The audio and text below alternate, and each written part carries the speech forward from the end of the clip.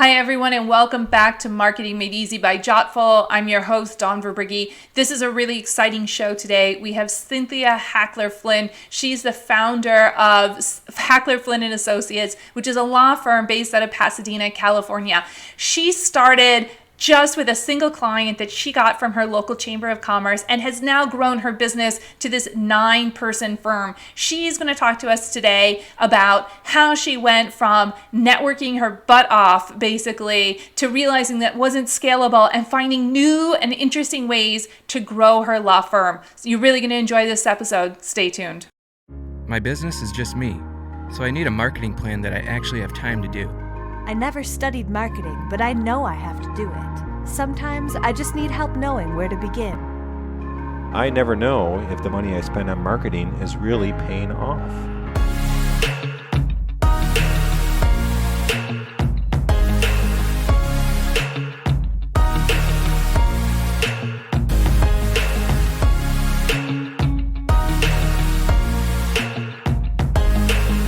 Welcome to Jottful's Marketing Made Easy. I'm Dawn Verbrugge, Jottful's CEO, two-time entrepreneur, former business school professor, and the one with the marketing experience. And I'm Natalie Bruno, Dawn's partner in crime, certified people person, and the one who speaks with small business owners every day about their website and marketing challenges. We're here to have practical and fun conversations with people who know a thing or two or three about how to get more customers for your business.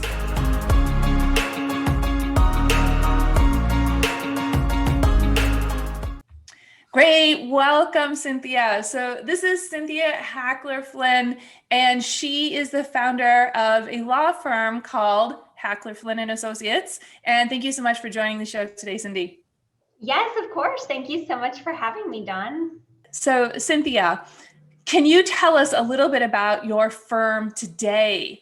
What do you do? How big is it? Just to give us an idea of where you are right now. Sure. So my firm is located in Pasadena. We are a team of 11. We have 5 attorneys on staff, all full-time, all of whom have, between 10 and 20 years of legal experience. And, we focus all on protecting and defending business owners and employment lawsuits. Mm-hmm. Great. And you started this all by yourself. You were a one-person show at the very beginning. And what I love about your story is how you decided, I'm not going to just say that I'm setting out and starting a law firm. You said, let me see if I can get one client. If I can get one client, then I have a firm. Can you talk to us a little bit about how you initially started? Yes, of course. So I was working at a law firm in Irvine. And my boss, who I deeply respect and admire, left the firm to start her own practice. And, I started talking about okay, well, that seems like a great idea. But I started thinking about, how would I do that? Right. Yeah. And so I knew if I could just get one client, I could have something here. And so, I started networking in person. Mm-hmm. I started with the Irvine Chamber of Commerce because it met across the street from my office. So it couldn't have been more, a good fit. And I got one client. And yeah. I got another client and I got another client. And I ended up getting 3 clients from the Irvine Chamber of Commerce. And they were all small businesses. Mm-hmm. One was a staffing company, one was a CPA company, and one was a flower shop. And so from there, I took on those clients and, officially left my job and parted. Yeah. And so now you're thinking, well, this networking thing works, right? Yeah. I got 3 clients. I was able to quit my job. This works. Yes, exactly. And so, I started going to more networking meetings because I told my parents, and they are both business owners, by the way. They used to run a printing company. And, to give you some major background. Yeah, please. They ran this printing company in the 80s, and it was called Gap Printing. G stood for Glenn, my dad's name. A stood for Angie, my mom's name. And then P stood for printing. And as a kid, I got to go in and see what it was like to run a business and what it was like to have employees and how difficult those things can be. And through the years of my parents running this business, it was in the Orange Circle, if you know California. And, they came up against some really difficult employment law issues. I mean, one employee fell down the flight of stairs that we had, and she had to have screws put in her ankle. Wow. Another employee would show up late to work, another employee with a knife, another employee drunk, another employee was my dad's sister. Wasn't a good fit. And so all of these things just tore my parents apart. They ended in bankruptcy and divorce. And so I knew as a kid I was going to be a lawyer, not a bankruptcy lawyer. No offense if you are one. Right. Or a divorce attorney. Or definitely not a divorce attorney, right? That is messy and heavy and his heart is in it. And so, but I knew I wanted to protect small and medium-sized business owners. So I ended up getting a job at an employment law firm in high school and located in Mission Viejo. In high school? Wow. Yeah, that was my first job as a lawyer or as at a law firm. I was definitely not a lawyer. I was in high school. But I ended up being there for 8 years through high school, through college, law school, and then got out of law school, worked for few different firms, and then started my own practice. Wow. That's such a great founding story. I love the inspiration for it. I'm willing to bet that a lot of the business owners listening today also have parents who are entrepreneurs. This is a pretty typical thing to see, because when you have parents who are entrepreneurs, which by the way, I do as well. Yeah. you experience business in a completely different way. I used to teach management classes at a university, and I was just shocked by the number of students that didn't know the difference between revenue and profit. And I think that I knew that as an elementary school student, because it's just part of the dinner table conversation when you're in a family of entrepreneurs. Yes, definitely. And even I will say this, my husband runs a business too, and he's in manufacturing. He has 100 employees. And, when I was working at that firm before leaving and starting my own thing, we would always be butting heads oh my gosh, you're so mean to your employees. You're making them work, the day after Thanksgiving and they deserve it off. And now I'm team, we got to get to work the day after. I need you the day after Thanksgiving. I mean, I do give them the day off, but you get what I mean? You just come at it with two different mindset. Yeah. Actually, that's really interesting as somebody who specializes in employment law, that you've grown the firm to a place where you have employees. So you're personally experiencing some of the things you're talking to business owners about. It's not a foreign concept where you're a solo practitioner and you're just generally speaking about employment law, which you've never personally really experienced yourself. Yes, which is what I love so much, right? I mean, I haven't been sued by one of my employees, knock on wood, thank God. Yeah. I so experienced so much of what one of my clients is going through. I mean, I've had parents deal with it. I've had my husband's business deal with it. My brother runs a business and he's been in some partnership disputes in the past. It just happens, and it's just a part of business. And so I feel I'm getting sidetracked off of networking, but I'm so passionate about employment law. Yeah. We can to protect our businesses. So, okay, so let's dial it back and let's start to make some connections and kind of reverse engineer this process. So you start out as a solo practitioner, you get those first 3 clients through networking at the Chamber of Commerce, and then bada bada boom, now you have multiple employees and you have a proper law firm. Obviously, a lot of stuff happened in the middle. So can you talk to us about, what happened after you started joining more networking organizations? Well, so I thought the Irvine Chamber of Commerce was so great, and it is. I love that organization, but I thought, well, why not join every single chamber of commerce? So then I was a part of the LA Chamber of Commerce and the Beverly Hills Chamber of Commerce, and every single chamber of commerce basically in Orange County and LA. And then I'm well, what about other networking organizations, right? So then I tried BNI, and I love ProVisors. It's one of my favorite organizations. And I'm a group leader there, but I've tried ProVisors and BNI and EO Entrepreneurs Organization and all of these other things in order to, connect with more clients. And then I look at my list, Dawn, of how many things I'm going. I'm I can't get any legal work done. Yeah, exactly. You're spending all your time. One of the things that we do when we're marketing is when we find something that works, we want to double down on it. but not every single marketing tactic is scalable, right? And networking is only scalable to a certain level, especially when you're early on in your business and you're the person who's both getting the business and doing the work, right? Yeah. So how did you then figure out, okay, you were in 16 networking organizations at the peak, right? Yeah. How did you look at those 16 networking organizations and say, how do I choose which ones are worth it?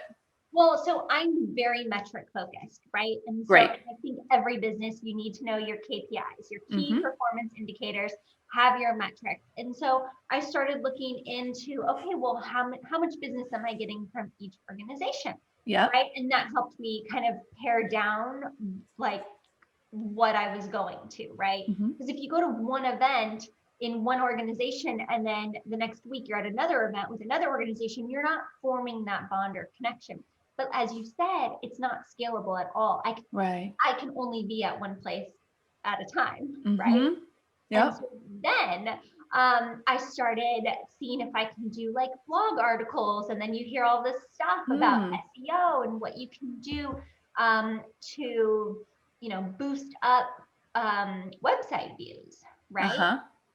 And to be honest, Dawn, I've never tried pay per lead. I know with law firms, it can be $60 a click, $120 a click, and it can get really expensive very fast. Just so the audience understands what that is, because we see it in the real estate industry as well. In the real estate industry, you see it with Trulia and Realtor.com, these kinds of places. When homeowners are searching on those sites, they can indicate interest in a property, and then the agent ends up paying for every single lead that comes through there. Similar thing in the legal services industry through something like NOLA, for example. You can get leads through that. But yeah, you pay quite a bit per lead. You don't know if you're going to win the deal. Right. You're going to win the client.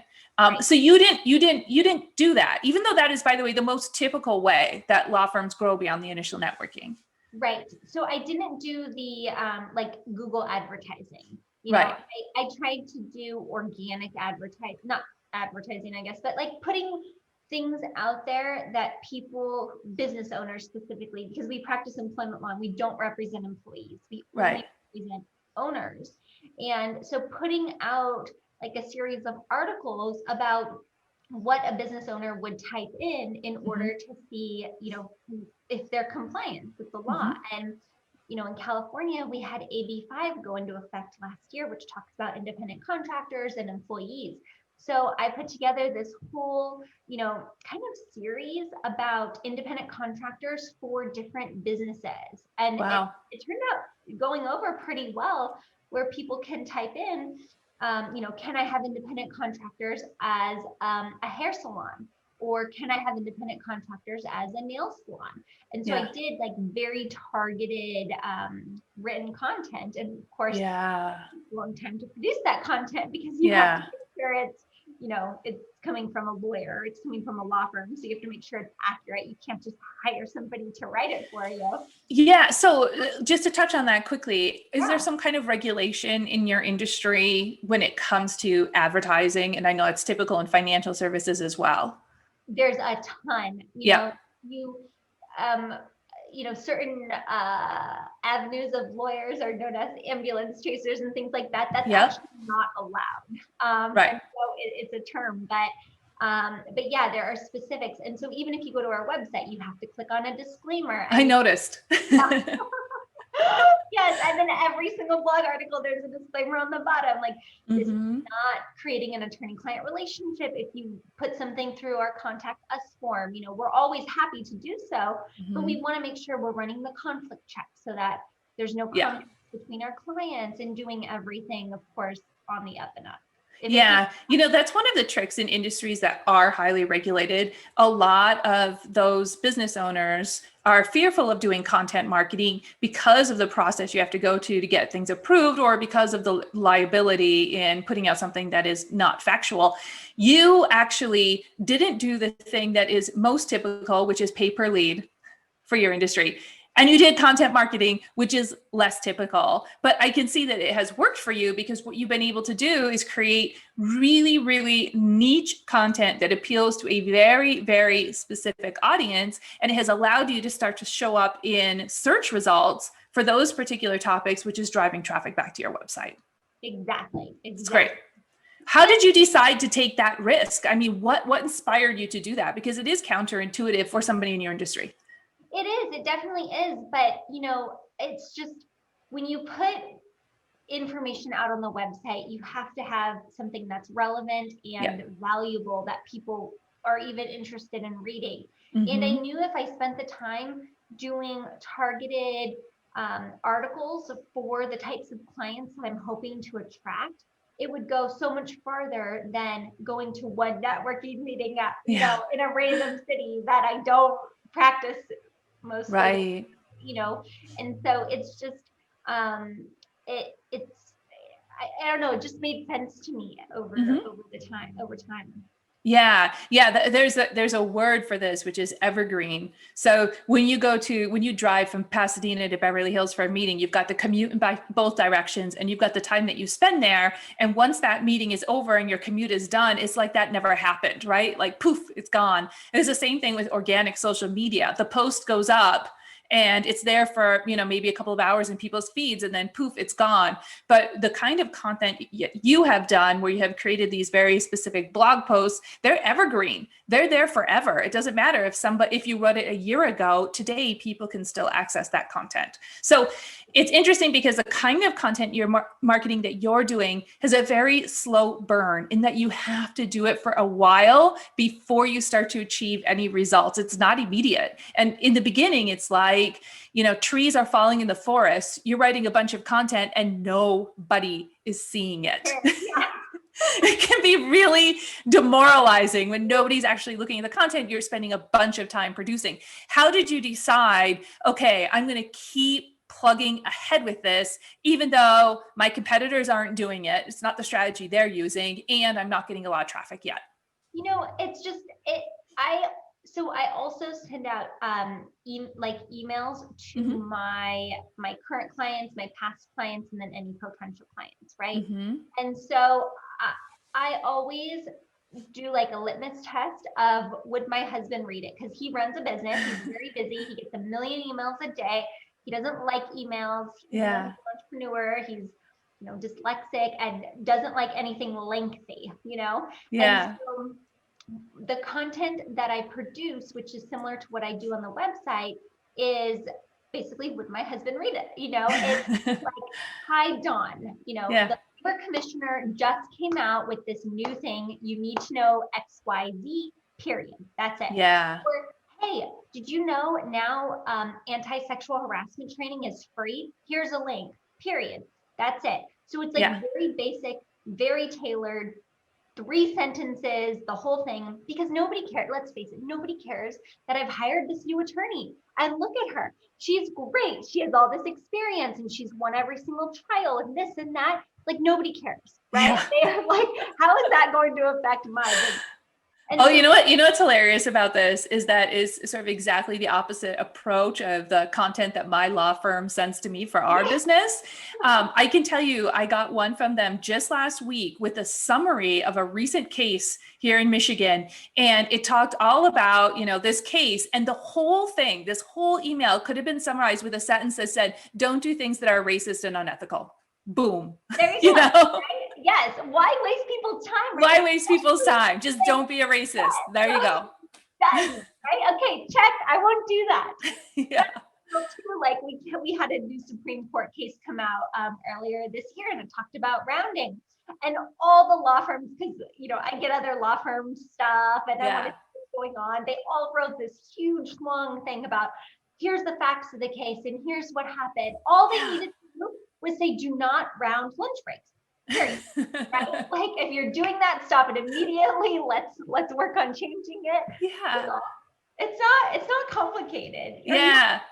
And it is so helpful that you have your husband in mind. In marketing, this is called a persona. It's the individual you're writing for. In fashion, you call them muse, right? But it's the person that you're creating stuff for. It's super, super helpful. And it makes it a lot easier to write content when you're doing that. But by the way, you're not just writing content. So you started with the blog post, but you're doing more media now, correct? Yes. Yeah. So I try to do as many speaking engagements as possible as well. My goal every year is 100. So, wow. Yeah. I love how metrics focused you are. So you set a goal at the beginning and there to 100 speaking engagements. And what does that include? In-person speaking engagements, podcasts, all that stuff. So in the like before COVID, my goal last year was I thought it was going to be 100 speaking engagements, and then in March I took the sign home from my reception area and put it in the house because I knew everything was going on Zoom. So any Zoom meeting, of course, any in-person meeting, any podcast, any radio show, anything where I have like at least 20 minutes of airtime, And how is it that you're able to book 100 events a year? Do you have help for this? Oh God, no, I wish I did. Oh my gosh. So Cindy, how much of your day is spent doing business development versus how much is spent being a manager or even being a lawyer? It's primarily focused on business development because I'm the only attorney in the office who brings in business and managing the team. You should really only have like 7 people under you. That's kind of the magic number. And I have more than that, but that really takes up a lot of time. And why I think that's important is because honestly, Dawn, every single lawyer who works with me is way smarter than me. They're all awesome. They can all take a case from, the complaint, the very beginning to the very end of trial. And they are so awesome. So I'm really, really lucky to have a really good team. Yeah, I have a policy of trying to hire people who are smarter than me. I think it just makes good business sense. Yes, it makes your whole business better, right? Oh, so much. Ideas, they can help you grow and think about things that you might not be thinking of. So. Absolutely. Okay, so you do all of these speaking events, which you find on your own, which is amazing. And you still have the regular articles, but you have some help with that, right? You work with a content marketing agency. So what do they do versus what do you do? Because the content is very specific related to the legal organization, related to the legal profession.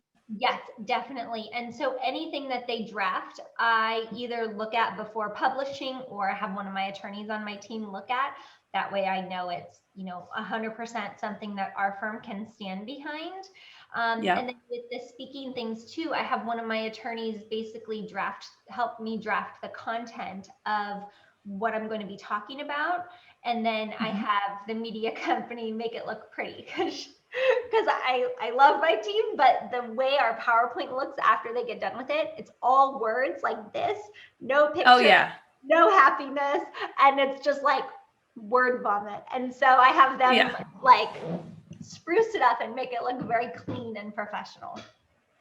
Oh, fantastic. So that's the help that you have today. So you're producing content for all of the events that you're speaking at, which includes, online events, podcasts, and so forth. You're continuing to produce the regular blog content, although first draft is being written by this outside content marketing agency. Yeah. So this is where your focus is now. You're just really into content marketing. And what percentage of your business is coming in from content now versus referrals and stuff? I would say it's probably 50-50. We still get a lot of referrals from, current clients, past clients, but I would say about 50% of our business coming in now finds us through internet searches. Yeah. I think that's really healthy because it really says 2 things. Number one, you're not growing too rapidly. If you were growing too rapidly, it would be difficult for you to continue to manage all of the direct reports that you have. And you are in a place where you're going to have to start creating levels of hierarchy, right? Where you're going to be managing managers soon enough.